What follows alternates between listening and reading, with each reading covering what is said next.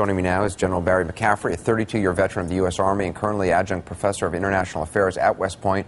Also with us, Thomas Kenneth, attorney with the Army JAG office. General McCaffrey, as you see this, as you hear from people who used to work with him, were in school with him, saying that there were red flags, I mean, how do you think this came to pass? How do you think it's possible he slipped through the cracks, if you think that's what happened? Well, obviously the authorities should and are going to be very circumspect about not contaminating an ongoing criminal investigation. I think there are also going to be tremendous sensitivities to the more than 3,500 Muslim troops in uniform to not imply lack of trust. Now, having said that, Anderson, all day long, AP wires, CNN, MSNBC.com, this is a story that's going to get worse. This fellow apparently had been increasingly unraveling, and it's starting to appear as if this was a domestic terrorist attack on fellow soldiers by a major in the Army who we educated for 6 years while he was giving off these vibes of disloyalty to his own force. How, Tom, from your vantage point, I mean, how does this happen? Is this... I mean, I know that people are very sensitive in the military. If there's only 3,500 Muslims or so in the armed forces, that is a tiny fraction, and clearly it's a very sensitive issue, and you don't want to do anything that makes them feel as if they are not part of the military, because there's no reason for them not to be part of the military. And yet at the same time, can that go too far in trying to kind of, if there are warning signs, ignoring them?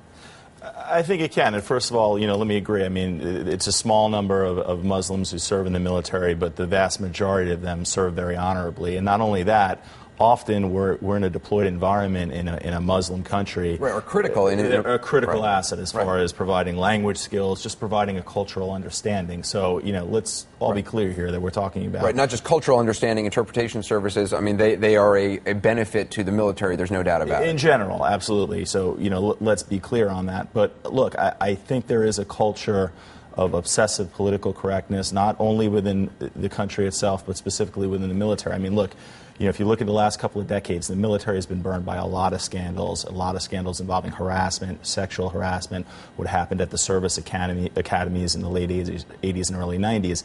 And I think there's sort of been a, countermeasure in the military now where people are afraid to go anywhere near that third rail. Especially, I would think, for a doctor who, I mean, an incredibly valuable asset. A lot of money has been put into educating this guy by the military.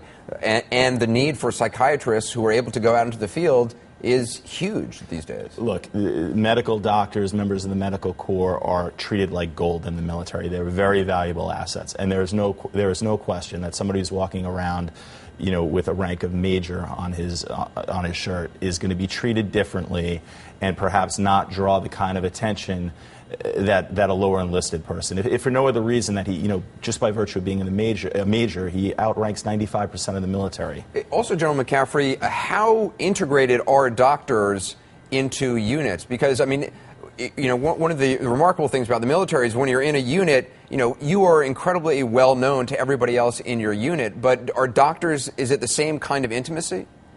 Well, maybe not the same, similar. By the way, I've spent 2 years at Walter Reed Army Medical Center as a patient, wounded in Vietnam. I've been in and out of there for years. This is one of the premier educational and medical delivery systems on the face of the earth. However, again, I think part of the problem may have been that he was in a very closed community. Now suddenly he's in a combat base. This is 55,000 troops. This is the heart and soul, that and Fort Bragg, of the combat army. I think at that point, I'd like to know who was exposed to this line of apparently dangerous thinking. Tom, just very briefly, what's the process? If someone is getting promoted to major, I mean, are there security reviews?